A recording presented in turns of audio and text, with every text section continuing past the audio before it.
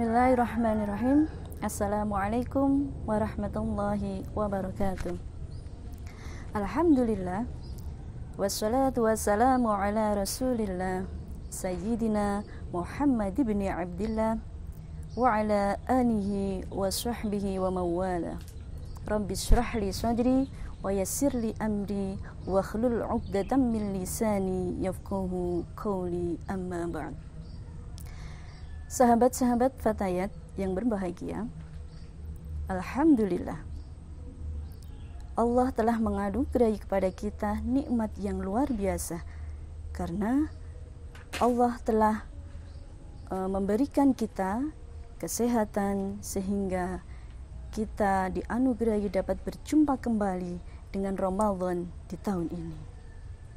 Pada kesempatan kali ini kita akan membahas tentang fasting tanpa flexing. Ya, fasting, puasa. Puasa merupakan ibadah yang sangat personal. Jadi ibadah yang hanya antara kita dengan Allah Subhanahu wa taala. Rasul berfirman, Rasul bersabda bahwasanya asyamu junnah. Jadi puasa merupakan perisai. Maka secara alami ketika kita berpuasa itu dapat memproteksi diri agar terhindar dari sifat-sifat yang tidak terpuji, atau memproteksi agar kita dijauhkan dari sifat-sifat tercela. So, sahabat-sahabatku yang dimanapun Anda berada, yang berbahagia, bahwasanya puasa itu memiliki keistimewaan yang luar biasa. Allah berfirman di dalam hadis qudsi, kullu amali ibni adam lahu illa syiyam.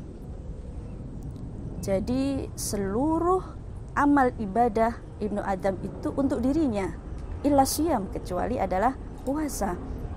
Fa innahu li wa ana ajzi bihi. Maka ibadah puasa tersebut itu untukku, kata Allah. Jadi untukku dan aku sendiri yang akan membalasnya, kata Allah. Subhanallah. Maka dilihat dari hadis qudsi tersebut dapat kita menarik kesimpulan bahwasanya puasa merupakan ibadah yang sangat istimewa. Ada beberapa hal. Yang pertama, bahwasanya laisa fisyami riya. Jadi enggak ada riya atau pamer di dalam ibadah puasa. Kenapa demikian? Karena puasa itu adalah ibadah yang abstrak.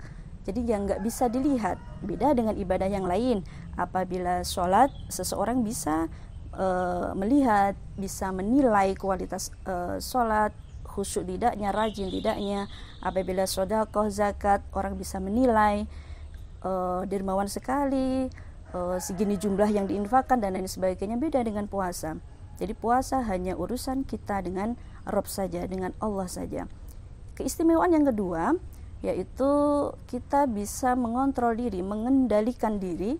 Karena apa? Dengan puasa, dengan sebagai sarana bahwa kita bertujuan agar mencapai derajat takwa, sehingga kita bisa mengontrolnya. Dan itulah sebagai madrasah bagi kita, bahwa sehari kita ada keinginan untuk makan, kita bisa mengontrolnya. Haus, pengen minum, kita bisa mengontrolnya. Jadi bisa mengontrol dari syahwatul baton ataupun syahwatul fajri atau dan lain sebagainya. Maka dengan puasa ini latihan, sehingga sehari, 2 hari, sampai 1 bulan ini menjadi pembiasaan di bulan-bulan berikutnya, dan bisa menjadikan kita pribadi yang lebih baik. Dan keistimewaan yang lebih utama ini adalah pahala puasa itu Allah sendiri yang akan memberikan. Jadi itu urusan Allah, sebagaimana di hadis qudsi tadi, fa innahu li wa ana ajzi bihi. Jadi Allah yang langsung membalasnya. Subhanallah. Nah, jadi dari kesimpulan hadis qudsi tadi, bahwasanya hikmah puasa sangat banyak. Di antaranya adalah tadi dengan puasa kita bisa mencapai derajat takwa, tentunya dengan kesungguhan, dengan bisa menjauhi hal-hal yang dilarang Allah, dan juga dengan puasa kita bisa mengontrol diri, serta dalam puasa tidak ada kata riya. Tetapi bagaimana ketika kita puasa tetapi justru flexing ya, atau pamer, sebagaimana yang lagi tren di negara kita ini. Bukan banyak sih, ada dari keluarga para pejabat yang dengan sengaja bersuah foto liburan kemana, menenteng tas branded, atau mungkin foto di depan mobil yang keluaran baru atau apapun itu.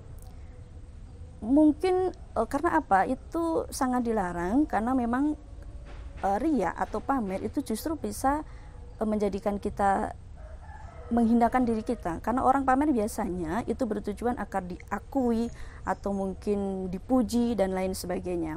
Nah, kita terjebak di situ. Kadangkala ada beberapa orang yang niatnya saya foto di depan harta yang dimiliki biar untuk motivasi kok, biar orang juga meniru atau bersungguh-sungguh bekerja biar mencapai apa yang sebagaimana saya raih.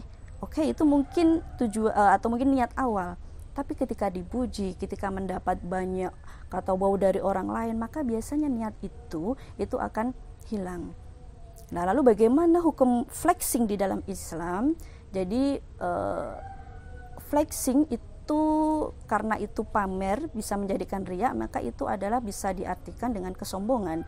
Allah berfirman dalam Quran surah At-Taubah ayat 18, Bismillahirrahmanirrahim. Wala tus'ir khaddaka linnas wala tamshi fil ardi maraha innallaha la yuhibbu kulla mukhtalin fakhur.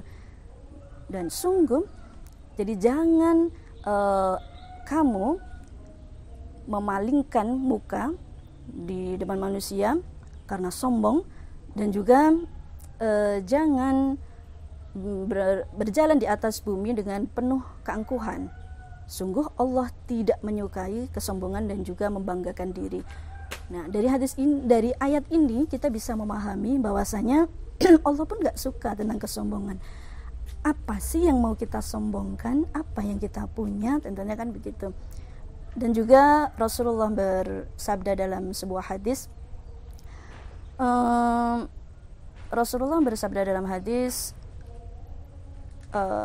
jadi tidak bisa masuk surga seseorang ketika apa? Fi qalbihi mithqala dzarrah min kibrin. Jadi nggak bisa masuk surga seseorang ketika dalam hatinya ada kesombongan sedikit pun. Lalu para sahabat bertanya, ya Rasul, apakah tidak boleh kita memakai baju yang bagus, atau mungkin karena memang kita mampu untuk membelinya, memiliki rumah yang bagus atau apapun, apakah kita tidak boleh? Rasul menjawab, boleh-boleh saja, karena memang innallaha yuhibbul jamal, jadi Allahu jamil, yuhibbul jamal, Allah itu indah dan sangat menyukai keindahan, tidak apa-apa. Tapi yang perlu kita tata adalah niatnya. Nah, apalagi para sahabat-sahabat yang berbahagia, sekarang bulan Ramadan, kadangkala kita terjebak dengan flexing, mungkin niatnya awalnya syiar. Jadi perlu hati-hati antara pamer atau syiar.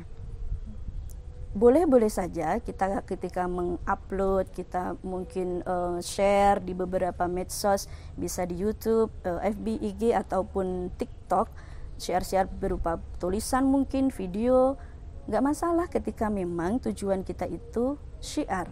Tapi niat kita ditata dulu bahwa ini bukan pamer, sehingga ketika kita dipuji seseorang, alhamdulillah sebagai untuk pembenahan diri dan niatkan itu mencari ridha Allah, ibadah kepada Allah. Maka ketika ada orang yang melihat konten kita, mereka menirunya, anggap aja itu adalah ladang ibadah bagi kita. Cuman hal ini tidak mudah, maka harus betul-betul niat kita ditata ketika mau meng-share atau mungkin mengirimkan konten di beberapa medsos, itu harus hati-hati. Dan apabila kita merasa kesusahan untuk menjaga niat kita itu, maka sebaiknya puasa medsos dulu aja deh. Tapi ketika kita bisa melakukannya dengan niat bismillah, ibadah kepada Allah, mencari ridha Allah, maka tidak masalah ketika kita men-share atau mungkin beberapa konten yang memang itu bernilai ibadah dan bisa memberikan manfaat untuk orang banyak.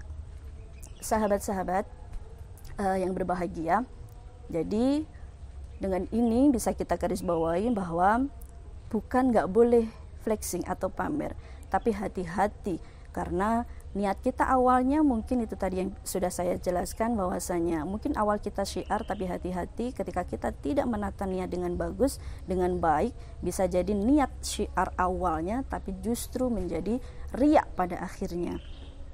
Sahabat-sahabat yang berbahagia, dengan penjelasan tadi bahwasanya flexing tidak hanya sebagai tentang harta aja, tapi flexing ibadah yang harus kita hati-hati. Banyak orang terjebak ketika Ramadan seperti ini, mudah untuk men-share sesuatu. Tarawih nih, sebenarnya itu kan juga tidak bisa manfaatnya apa gitu.